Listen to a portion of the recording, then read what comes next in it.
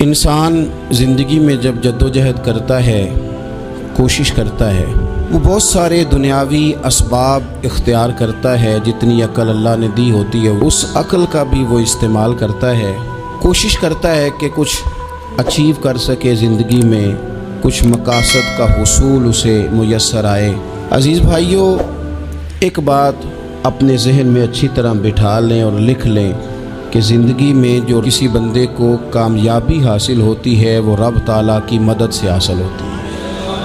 اگر رب تعالیٰ مددگار ہو تو پھر کوئی چیز بھی رستے میں رکاوٹ نہیں بنتی، اور اگر مالک کریم کو منظور نہ ہو تو انسان بہترین سیاستدان ہو، اچھا ایڈمنسٹریٹر ہو، اس کا ذہن بڑی وسعت رکھتا ہو، بڑی اچھی پلاننگ کرنا جانتا ہو، سارا کچھ ہو، تو بندہ ناکام ہو جاتا ہے۔ مسلمانوں کو جتنی کامیابیاں ملیں ان کا پس منظر صرف اتنا تھا کہ اللہ تبارک و تعالیٰ نے اپنے بندوں کی مدد فرمائی، اور اب تعالیٰ نے قرآن مجید میں اس حقیقت کا بیان کیا، فرمایا بل اللہ مولاکم، فرمایا بلکہ اللہ تمہارا مولا ہے، وَهُوَ خَيْرُ النَّاصِرِينَ، اور وہ بہترین مددگار ہے۔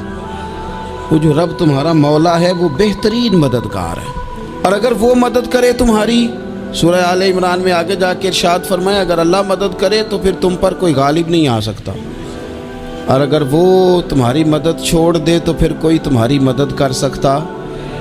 کوئی مدد نہیں کر سکتا۔ بدر کی جنگ بھی اور فتح مکہ بھی رمضان المبارک میں ہوا ہے۔ میں دونوں پر غور کر رہا تھا تو ایک نیا مضمون میرے ذہن میں آنے لگا۔ بدر کی جو جنگ ہے اس میں بھی ایک عجیب انقلاب آیا ہے کہ 313 نے 1000 سے مقابلہ کیا، اور جن 1000 سے مقابلہ کیا وہ اسلحے سے لیس تھے، اور یہ جو 313 ہیں ان کے پاس 6 زرہیں، 8 تلواریں، چند گھوڑے، لیکن اللہ نے کامیابی دی تو خود رب نے بیان کیا کس طرح دی، فرمایا وَلَقَدْ نَصَرَكُمُ اللَّهُ بِبَدْرٍ وَأَنْتُمْ أَذِلَّةٌ۔ وہ کامیابی اس طرح ملی ہے کہ رب نے تمہاری مدد کی تھی، تم تو کمزور تھے، اللہ نے بدر میں تمہاری مدد کی، تم جیت گئے۔ وَلَقَدْ نَصَرَكُمُ اللَّهُ بِبَدْرٍ وَأَنْتُمْ أَذِلَّةٌ، اللہ نے بدر میں تمہاری مدد کی، تم تو کمزور تھے۔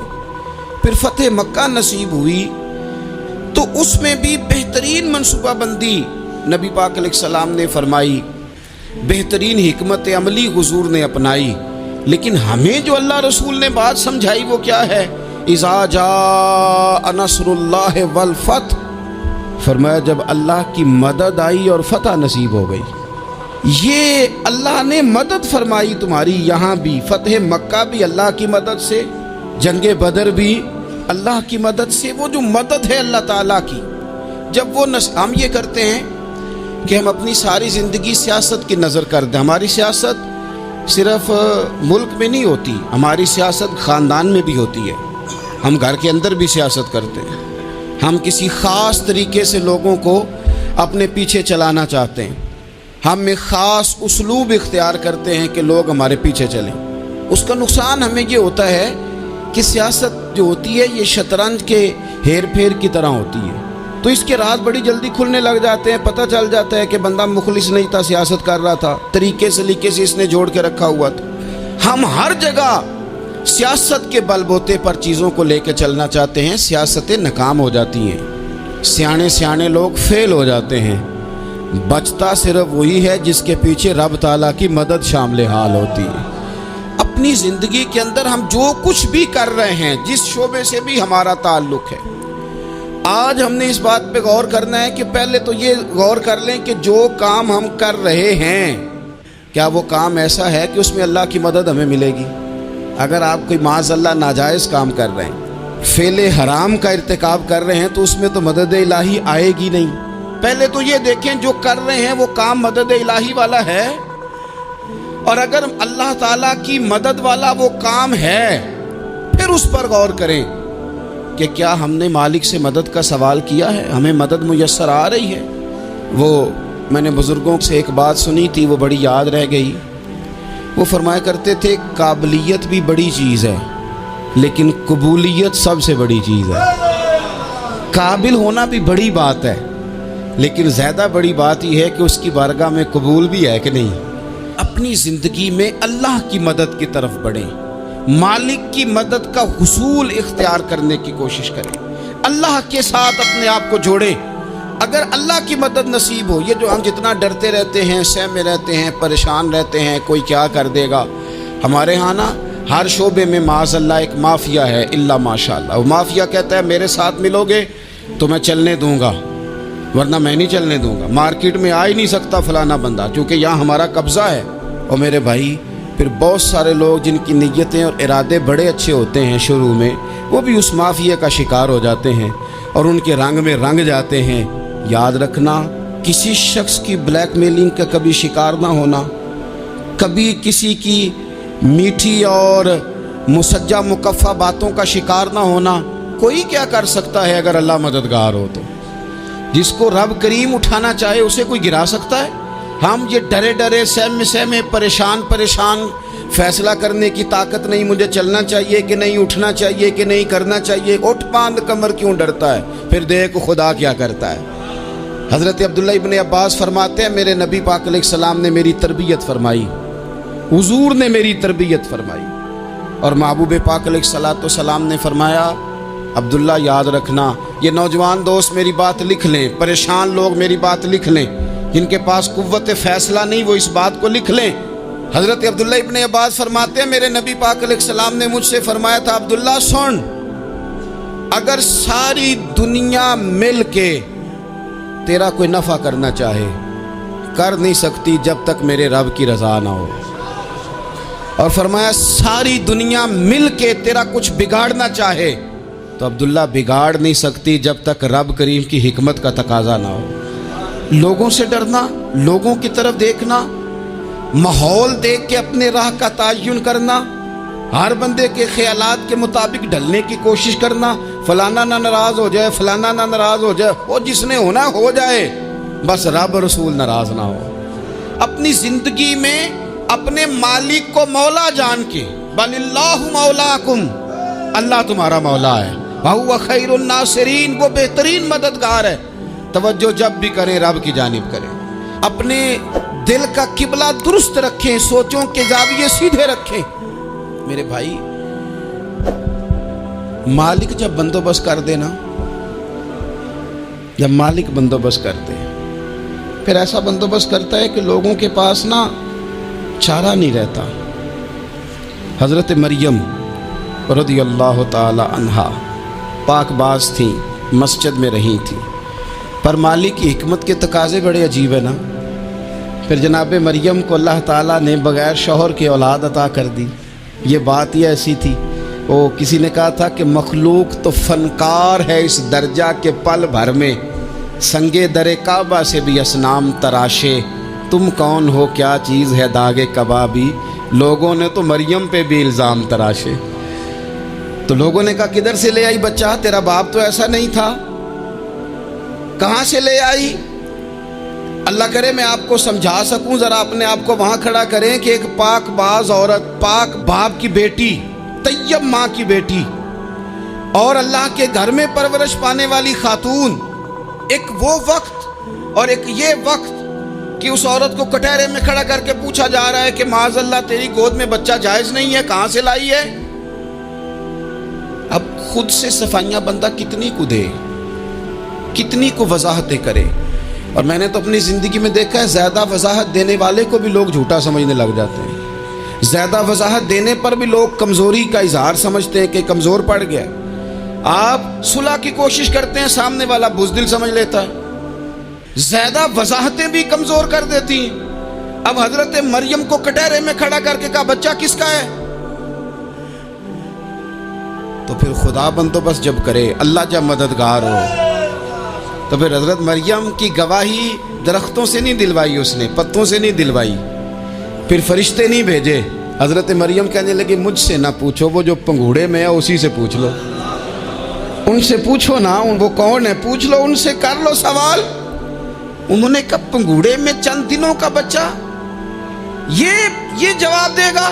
मददगार था रब। उनकी बरात का ऐलान करना था मालिक ने, और जब मालिक ऐलान कर दे, जब मालिक तेरी सफाई देना चाहे, जब मालिक तुझे दुनिया के सामने निखारना चाहे, تو पंगूड़े में लेटे हजरत ईसा बोल के कहने लगे इन्नी अब्दुल्लाह आतानी अल किताबा, फरमाया मैं अल्लाह का बंदा हूँ, रब ने मुझे किताब अता करके नबी बना के दुनिया में भेजा है। मैं अल्लाह का बंदा हूँ, किताब लेके आया हूँ, नबी बन के आया हूँ। फिर पंगूड़े से ऐलान हो गया, फिर बच्चा बोल पड़ा। और ये एक दफ़ा नहीं बात हुई, ये बनी इसराइल में एक जुरैज नाम के शख्स भी थे जो नमाज पढ़ रहे थे। बाज़ ने लिखा है नफल नमाज थी, अम्मा ने पुकारा तो आए नहीं, तो माँ के मुंह से निकल गया तू इतनी देर तक मरेगा नहीं जब तक किसी बेहया औरत का मुंह ना देख ले। तो वो इबादत गुजार थे, लेकिन लोगों ने उनकी इबादत, रियाजत, परहेजगारी को नहीं देखा। बस एक औरत को भेज के इल्ज़ाम लगवा दिया। वो औरत आया जाया करती थी, अब आ जाती हैं औरतें, मसला पूछने की नीयत से भी आ जाती हैं। माहौल में कुछ जगह ऐसी भी हैं जहाँ औरतें दम कराने के बहाने आ जाती हैं। वो खातून आती जाती थी उस खानकाह पे, आस्ताने पे, ये बुखारी में मौजूद है। फिर उसने कहा मेरी गोद में जो बच्चा है ये इन्हीं का है। मुझे बताएं कैसे बंदा वजाहत दे। हालात ख़राब हो गए, लोग कुटिया जलाने लगे, माहौल और तरह का बन गया। मेरे नबी पाक अलैहिस्सलातु वस्सलाम फरमाते हैं फिर उस रब के बंदे ने कहा मालिक तू करीम है, तेरी मशीयत का तकाजा आया जो मेरी माँ ने जुमले बोले थे, पर अब मैं वजाहत देने के काबिल नहीं रहा, अब तू ही करम करेगा तो दरवाज़ा खुलेगा। तो वो चंद दिनों का बच्चा पंगूड़े में बोल के कहने लगा मैं इस दरवेश का नहीं, मैं तो फलाने चरवाहे का बच्चा हूँ, वो जो बकरियाँ चराता है। रब की मदद को पुकारें, अपने साथ अपने मालिक की मदद को शामिल करें, थोड़े रिस्क पर भी गुजारा अच्छा होने लग जाएगा। सारे लोग आपको गिराने की तदबीरें कर रहे होंगे और मालिक आपको इज्जतें अता फरमा देगा, उसकी बारगाह से हिकमत का तकाजा और हो जाएगा। हमने सारी ज़िंदगी लोगों को राज़ी करने में गुजार दी, सारी ज़िंदगी बुढ़ापा आ गया बच्चों को पालते, और बच्चों ने आखिरी उम्र में कह दिया अब्बा अगर कोई ढब का काम कर लेते तो आज हमारे दिन भी फिर न जाते। सारी ज़िंदगी गुजार दी बहन भाइयों को राज़ी करने में, सारी ज़िंदगी गुजार दी जिम्मेदारियां उठाने में। उनको 99 दफ़ा दिया, एक दफ़ा नहीं दिया तो उन्होंने कह दिया तूने तो कभी दिया ही नहीं, तू था ही नहीं। सारी ज़िंदगी मोहल्लेदारों, इलाके वालों को राज़ी करने में गुजार दी। और मैंने ऐसे लोग भी देखे दीन के लिए वक्त गुजारा, लेकिन जब बुढ़ापे में दांत काम ना करते थे तो वक्त के मुफ्तियों को भी मस्जिदों की कमेटियों ने कह दिया अब आपकी समझ नहीं आती, हमने खतीब को यौर रखना है, न देखो दुनिया की तरफ, दुनिया रुला देती है, न राज़ी करो बंदों को, बंदे थका देते हैं, न पीछे भागो हर वक्त दुनियादारों के, ये इंसान को कमज़ोर कर देते हैं। वो तो करीम ही बड़ा है, 2 आंसू ज़मीन पर बाद में गिरते हैं, बंदे के गुनाह सारे पहले माफ़ फरमा देता है। अल्लाह की मदद का हुसूल, अपने मालिक की मदद की तरफ बढ़ना, आपको बदर की जंग भी यही दरस देगी, आपको ओहद का मैदान भी यही सबक देगा, फतेह मक्का भी यही सबक देगा। मेरे दोस्तों, जब रब मदद फरमाए, जब अल्लाह मददगार बने। दोस्तों से एक बात अक्सर करता हूँ, मैं कहता हूँ कि जितने दर्द से आप अमीर को अपनी कहानी सुनाते हैं ना, और जिस तरह आपके आंसू बात करने से पहले गिर जाते हैं कि गरीब हैं, बच्चियां हैं, कारोबार नहीं, ओ मेरे संगियों, इससे आधे आंसू अपने रब की बारगाह में बखेरो, उसके हुजूर अर्ज गुजार हो जाओ, उससे तलब करो। एक वक्त इंसान पर ज़िंदगी में ऐसा आता है कि उसे यूं महसूस होता है कि मेरा साया भी तरह से पीछे हट गया है, उसे यूं लगता है कि मैं किसी सहारे पे हाथ डालता हूं तो वो भाग जाता है मुझसे। लेकिन मालिक की बारगाह ऐसी अजीम बारगाह है, रब रसूल के आस्ताने इतने बड़े हैं कि आप जब वहाँ कशकोले तलब दराज करते हैं तो झोली फैलाने में देर लगती है, उनको भरने में तो कोई देर नहीं लगती। हमने अपना सोच का किबला ही दुनिया को बना लिया है। ये जो अल्लाह वालों की मदद है ये तो है नहीं, अल्लाह ही की मदद है। लेकिन ये जो सेठों की तरफ तवज्जो करना, नवाबों की तरफ तवज्जो करना, दुनियादारों की तरफ तवज्जो करना और अपना मिजाज इस तरह का बना लेना, यारो गर्दन को झुका देता है खैरात का पत्थर, जहाँ में मांगने वालों के सर कभी ऊंचे नहीं होते।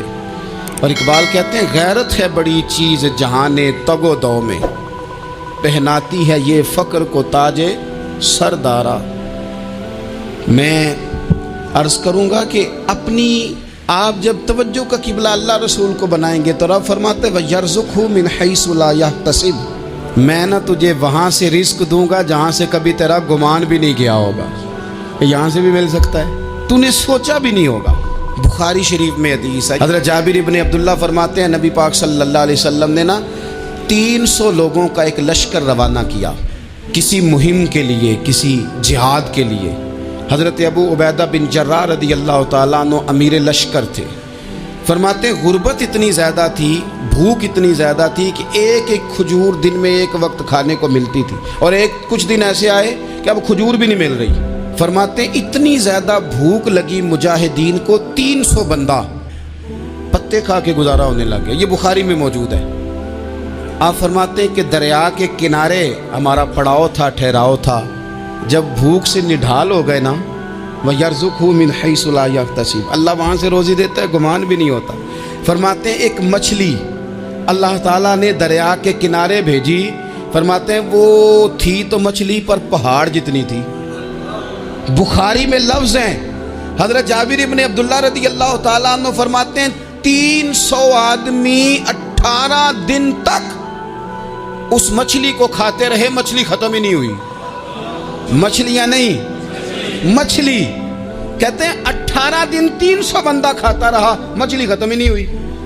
اور فرماتے ہیں کہ اس کی ہڈی نکال کے، کانٹا کہیں گے آپ اپنی زبان میں، کہتے ہیں وہ نکال کے نا تو اس کو کھڑا کیا نا جب، تو اونٹ کجاوے سمیت اس کے بیچ سے گزر جاتا تھا، 2 اس کے کانٹے جوڑے۔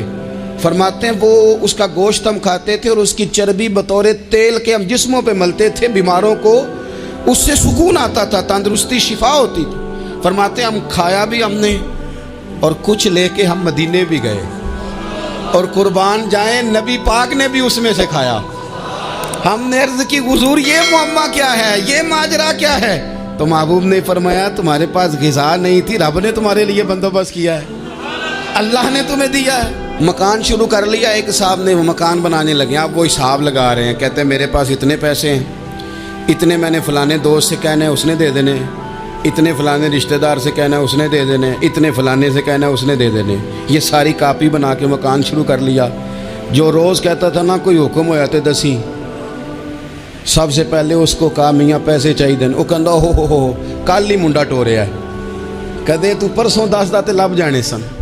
میں آپ کو اپنے تجربے کی بات بتا رہا ہوں۔ جن لوگوں کا خیال ہوتا ہے نا کہ آپ سٹارٹ کریں فلانا کام، ہم آپ کے ساتھ ہیں، اللہ کا ہی کوئی نظام ہے، وہ بالکل بھی نہیں ساتھ ہوتے۔ لیکن ایسا نہیں ہے کہ کوئی ساتھ نہیں ہوتا، اللہ تعالیٰ بڑے اسباب پیدا کرتا ہے، وہاں سے دیتا ہے جہاں سے گمان بھی۔ ہمارا یہ ذہن بن جاتا ہے ہم ساری اپنے حساب سے چلتے ہیں، اتنے رشتہ داروں سے اتنے، کون آپ کے ساتھ چلے گا؟ سوال ہی نہیں پیدا ہوتا۔ یہ سارے کام چھوڑ کے سب سے پہلے 2 رکعتیں پڑھو، اپنے رب کی بارگاہ میں، رسول کائنات کی بارگاہ میں گزارشات اور استغاثے پیش کرو، وہاں سے خیر طلب کرو۔ دنیا دار کیا دیں گے، کیا دے سکتے ہیں، کیا حیثیت ہوتی ہے کسی؟ اللہ کہتا ہے وہاں سے دوں گا۔ تو جو اللہ مال دے وہ لینا چاہیے کہ رشتہ داروں کا مال دیکھنا چاہیے؟ جو اللہ دے وہ لینا چاہیے کہ سیٹھوں نوابوں کی جیبیں دیکھنی چاہیے؟ جو اللہ دے وہ قبول کرنا چاہیے یا دیکھنا چاہیے کون سا آدمی کہاں پہنچ گیا؟ چھوڑو، اپنی مٹی پہ چلنے کا سلیقہ سیکھو۔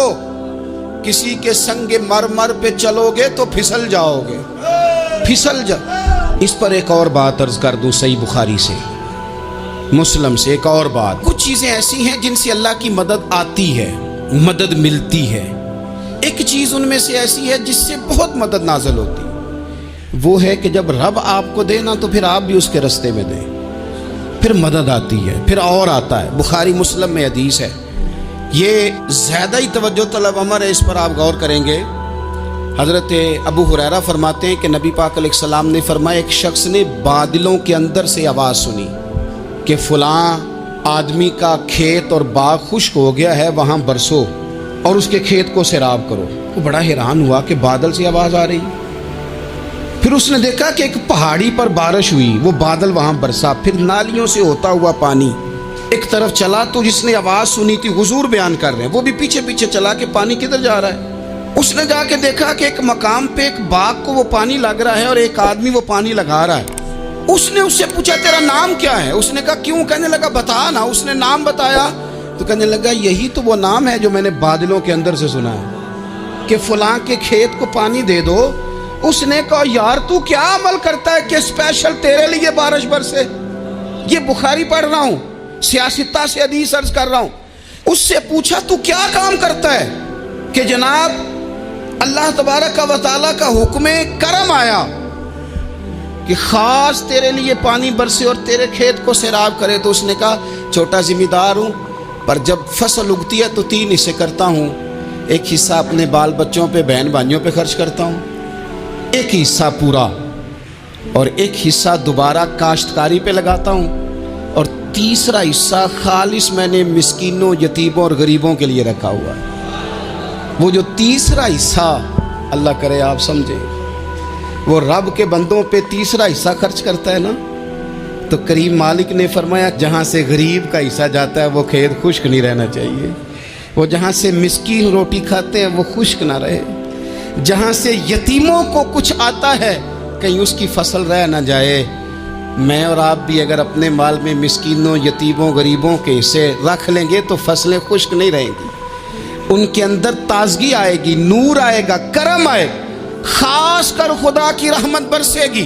مدد اللہ سے چاہیں، اپنی توجہات کا مرکز رب رسول کی ذات کو بنائیں، پھر آپ محسوس کریں گے کہ بڑی جلدی اللہ تعالیٰ کی مدد آنے لگی ہے۔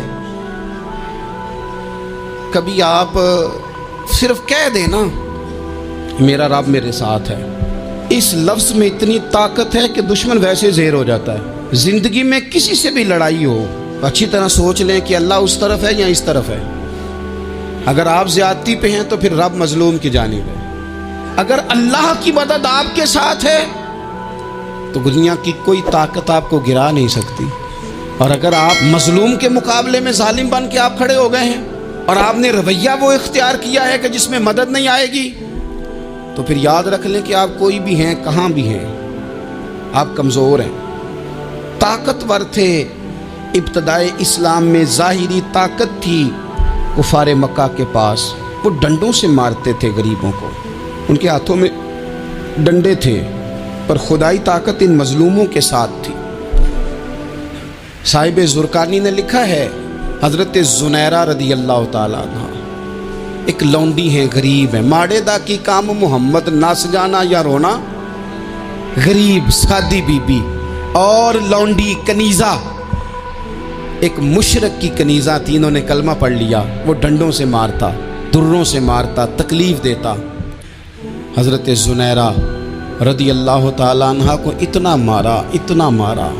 اب آپ ایک اور پہلو پر بھی غور کریں، مار بھی پڑ رہی ہے پر خدا ادھر ہی ہے، اللہ کی مدد ادھر ہی ہے۔ رب کہتا ہے کہ پہلے تو صبر کرنا، ان اللہ مع الصابرین، تو صبر کرے گا تو پھر رب کی معیت ملے گی، ذرا ٹھہرنا، تو تھوڑا ڈٹنا۔ ان الذین قالوا ربنا اللہ ثم استقاموا تتنزل علیہم الملائکہ، تو کہے اللہ میرا رب ہے، پھر تو پہلے ڈٹ، پہلے تو نے ڈٹنا ہے۔ ثم استقاموا، جو ڈٹ گیا، تتنزل علیہم الملائکہ، ڈٹنے والے کے لیے مدد آتی، پہلے تھوڑا ٹھہرنا پڑتا ہے، پہلے تھوڑا صبر کرنا پڑتا ہے، حوصلہ کرنا پڑتا، اس کے بعد مدد آتی۔ مار پڑ رہی ہے، مارا جا رہا ہے حضرت زنیرہ کو، ان کا مالک جو ہے ظاہری آقا وہ مار رہا ہے، یہ کنیزہ ہے، اتنا مارا اتنا مارا، ان کی بینائی چلی گئی، نظر آنا بند ہو گیا۔ ابو جہل آیا اور کہنے لگا زنیرہ دیکھا نا ہمارے بت تیری آنکھیں لے گئے، معاذ اللہ، لات و منات ہمارے بتوں نے تجھے اندھا کر دیا۔ اب ایسا نہیں ہے کہ بی بی روتی جا رہی ہے، روتی جا رہی ہے، مایوسی مایوسی، معاذ اللہ، پریشانی، غریبی بڑی ہے، پوچھنے والا کوئی نہیں، یہ باتیں نہیں۔ کیا جملے ہیں خاتون کے، کیا لفظ ہیں۔ ابو جہل نے تنزیہ کہا، معاذ اللہ، کہنے لگا دیکھا نا ہمارے بتوں نے تجھے اندھا کر دیا۔ تو جناب زنیرہ آنکھوں کی بینائی گئی ہے، رات کو گئی ہے، دکھ ابھی تازہ ہے، لیکن اللہ پہ جو توکل ہے، اپنے مالک سے جو رشتہ ہے، وہ اتنا مضبوط ہے، اتنا طاقتور ہے، اس میں اتنی گہرائی ہے کہ حضرت زنیرہ بول کے نا اتنی قوت سے بولی، اتنی طاقت سے بولی کہ پورے کفر پر لرزہ طاری ہو گیا۔ فرمانے لگی تمہارے بتوں کی کیا اوقات ہے کہ وہ میری بینائی لے جائیں؟ یہ میری رب کی حکمت کا تقاضا ہے۔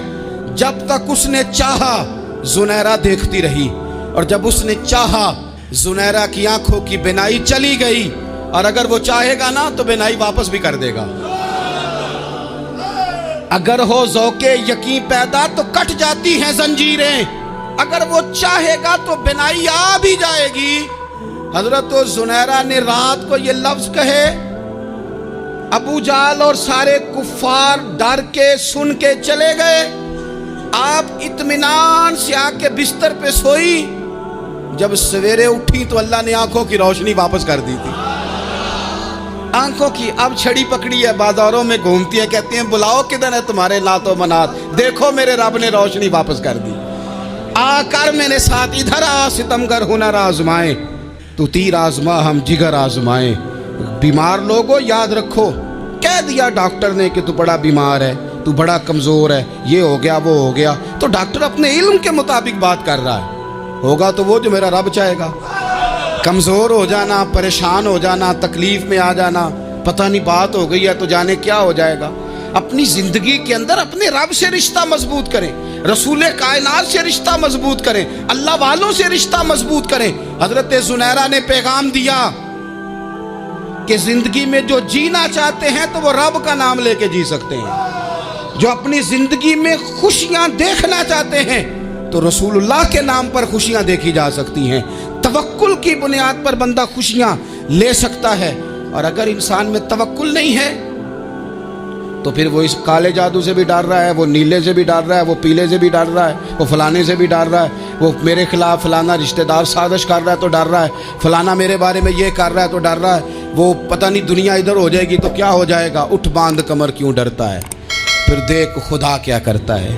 تو اس ساری گفتگو کا نچوڑ آپ کو یہ عرض کیا ہے، سب سے پہلے تو یہ کہ میدانوں میں مدد بھی اللہ کی، رزق میں مدد بھی اللہ کی، فصلیں خشک ہوں تو مدد پھر بھی اللہ کرے، تو پھر ساری مدد، اور اگر انسان بیمار ہو تو پھر بھی مدد اللہ کی۔ تو اپنے اللہ کی جانب توجہ کو بڑھائیں، آپ اللہ سے مدد کے سوالی بنیں۔ ترمذی کی ایک حدیث ہے، میں آپ کو زندگی کا تجربہ بتاتا ہوں کہ جب میں بڑا پریشان ہوتا ہوں تو یہ والی روایت کھول لیتا ہوں، مزہ دیتی ہے۔ میرے نبی پاک علیہ السلام نے فرمایا اپنے دکھ سیٹھوں نوابوں کو نہ کہنا، مالداروں کا نہ کہنا، ورنہ اللہ تمہیں کبھی غنی نہیں کرے گا۔ فرمایا اپنے دکھ اپنے رب کی بارگاہ میں عرض کرنا، جلدی کرے یا دیر سے کرے اللہ تمہیں لوگوں سے بے نیاز کر دے گا، اللہ تمہیں غنی کر دے گا۔ رات کو بیٹھو نا اس کی بارگاہ میں، اسے دکھڑے سناؤ، چھوٹی چھوٹی باتیں۔ حضور نے فرمایا نمک بھی مانگو تو رب سے مانگو، چھوٹی چھوٹی بات سے شروع کرو نا۔ جب بندہ شروع کرتا ہے نا چھوٹی چھوٹی چیزیں تو بڑی ساری چیزیں یہ اس طرح ہوتا ہے جیسے بندہ رب سے گفتگو کر رہا ہے، مالک مجھے یہ چاہیے، مالک میں یہاں کمزور ہوں، اللہ میں یہاں پریشان ہوں۔ آپ یہ کر کے تو دیکھیں، لمبی لمبی دعائیں مانگ کے تو دیکھیں، اس کے حضور جڑ کے تو دیکھیں، آپ دیکھیں گے راحت کتنی ہے، سکون کتنا ہے۔